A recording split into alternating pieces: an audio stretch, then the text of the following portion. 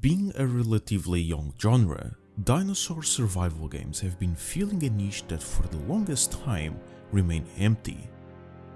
In the space of 7 or so years, we went from zero to a multitude of different titles with many more in the horizon. While it is still a very obscure kind of game, we can already see its potential, not solely through the population of each individual title, but also by the sheer amount of traction these games acquire in social media, being YouTube, Reddit or Discord. The demand is there, that much is clear, and the better these games become, the more people they attract. However, it is clear that there's something holding us back. Obviously, none of them are perfect. Every single one has its flaws and limitations, but I don't think that's the main reason. Otherwise, content based on this genre wouldn't be as popular as it is. Usually this isn't a one-to-one correlation, but it is not normal to have videos gather millions of views and yet the actual game having just 4,000 or 6,000 people. There is something that pushes the player into watching the game, but not play it. There must be a fundamental issue in dinosaur survival games that causes this. A while ago, I watched The Problem with the Isle by MyUniverseinaBox, a very good insight of the numerous issues the genre has. You should take a look, it's really good. She presented several problems the Isle specifically has to face, although most of them can be also observed in all the other games. Combat is the only main activity, the roster is unbalanced, growth is poorly done, the map is badly designed, nighttime forces players to not play the game, the usual critiques the majority of us already know, concluding that, just like it says in the thumbnail, the genre is fundamentally flawed in its current state. While I do agree with pretty much every single argument presented on the video, I do not share the same conclusion. My personal perspective is that the core loop of these games is not flawed, it is unfinished. There's a missing piece of the dinosaur survival genre, and the true solution is behind it. First, we need to identify what this so-called loop is made of to begin with. Just so we are all on the same page, a gameplay loop is a sequence of actions that are repeatedly performed in a structured cycle throughout the game in question. Depending on the kind and size of the title, there can be more than one of these cycles, but all of them have at the very least one, the core loop, which engulfs the entire game. In the Isle's case, that sequence is birth, growth, survival, and death. We can sprinkle a few additional activities like nesting or quests, but in the end, every single person that plays these games partakes in this cycle on a daily basis. For the genre to be fundamentally flawed, this loop would have to not work. But it does. In fact, this one is actually pretty similar to another popular genre's gameplay loop: roguelikes. Now, of course, this doesn't mean that they function exactly the same. However, they do share a big portion of their cycle. Both possess a defined beginning and end, Dino's birth and death for the former and the start and end of a level for the latter, and the main progression phase, growth for Dinos and permanent upgrades for roguelikes. The main difference between the two is that the latter divides its progress between deaths, while the former focuses its entire playthrough on a single session. So maybe that's the problem, right? Perhaps we should separate the way we advance through the game in order to make the portion of those advancements permanent, just like roguelikes do. The Elder system the Isle is planning on implementing, for instance, is precisely that, a mechanic that allows players to keep a permanent flow of progression even through death. In that way, both loops become practically identical. So is that the definitive solution? While the system itself brings nothing but positives to the Isle in particular, the answer is no, because Elders don't fix anything. They add a new system, but that same system still doesn't fill the gap that the genre has. Their loop is not broken, it's empty. The two main important aspects of these games is growth and survival. However, in practice, those are not activities, they are phases, and inside those phases is where the problem resides. And I'm going to describe that exact problem with a question. How many times have you heard that growth is boring? Hell, how many times have you felt that growth is boring? And why is it boring in the first place? Is it because we are weaker than the adults? Well, yeah, we are, but that isn't the problem. It's merely a symptom. The fundamental issue is lack of activities.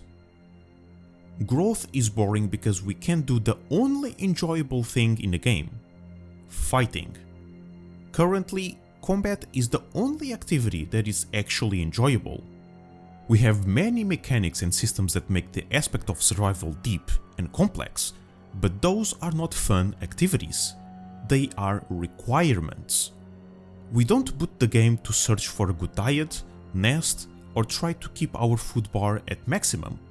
We boot the game to find and fight other people. And that is the real problem.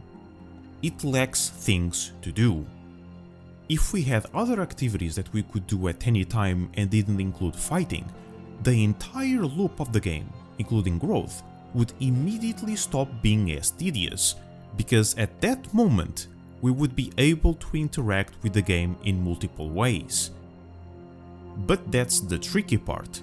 It's hard to implement that sort of thing due to the fact that we can't include whatever we want. We need to add those features that allows us to do more stuff while fitting the game's vision or theme. And in an animal survival, that is especially challenging. We can't add a crafting system because dinosaurs can't build anything. We can't add dungeons or bosses because the isle specifically wants to create a believable and semi-realistic ecosystem. Adding that sort of content would break immersion in an instant. Some will say that humans are that missing piece of the puzzle, but for dino players, that would be just another feature of the game where fighting is involved. The combat would be different, but it's just that, fighting other players. Another aspect that we need to consider that, in my opinion, is especially important for this genre is mechanical dependency. Let me explain. At this moment in time, these games are extremely player dependent for the game itself to function. With no players, the game literally does not work. Because of the idle's vision, its whole concept, as well as the most common and only fun activity we have, combat, requires other people to even happen. There's even a psychological component to this. It is more notorious on MMOs, but it can be applied to basically any game that includes multiplayer. Players pay a lot of attention to player retention and population count, and that's for a reason. With so many games at our disposal, now more than ever, people feel the need to choose wisely which game they want to invest not just their money, but most importantly, their time the most. If the title in question has a large or at least stable player base, then it is considered worthy of their investment. But if the game's population is too small or visibly declining, then the chances of that particular title not being chosen grow exponentially. And that is dangerous. Since there's so many people with this mentality, if enough consumers stop playing for one reason or another in a short period of time, that in and of itself can cause a vicious cycle of even more people leaving the second they realize the player base is shrinking. And if there's less people playing, the more people stop showing up. And if there's less people showing up, the population shrinks even more. And the cycle continues to escalate more and more until basically no one is playing the game. MMORPGs are known for having these exodus simply because they belong to a genre which deals with extremely large amounts of players, but this can happen to any multiplayer game, and due to reasons I already explained, Dinosaur Survival titles are extra vulnerable to this issue. Ironically enough, The solution for this is creating content that does not require multiple players to perform, things that you can do on your own. It does sound counterintuitive since we are talking about a multiplayer-focused genre, but there is in fact a science behind this madness. You see, in single-player games, players buy and play it for the content it offers. Its population is irrelevant because you can't interact with it in the first place. The game works 100% with only you in it, and every single mechanic, system and feature works either on its own or with just your input. And there's something important behind this concept. In this case, the player is choosing the game for what it offers to them, not for the possibility of interacting with others. And that mental shift is exactly what we can use in multiplayer games. Even if the focus of your project is multiplayer, if you manage to create a world where you have a multitude of activities that you can perform and solely enjoy by yourself, people will play it not because you can play with friends, but because of what the game itself offers on its own. And once that happens, the population becomes irrelevant. And surprisingly, that alone prevents this dangerous vicious cycle from happening. And we know this because yet another genre proved us exactly that. Co-op shooters. Deep Rock, Left 4 Dead, Killing Floor. All these games are at their peak whenever you play with friends, but even if you were the only human being playing it, these games would still work exactly the same. And that level of population independence is, funny enough, precisely what makes them great multiplayer games, because they are first and foremost great games, and they use multiplayer not as a platform for people to create their own fun, they use multiplayer to allow players to share the fun the game offers with each other, and that's a massive difference. Dinosaur Survival games must find a way to achieve this level of independence, not just to defend itself from mass exodus, but also to provide players with enough enjoyable activities so they can enjoy the game at all times and in multiple ways.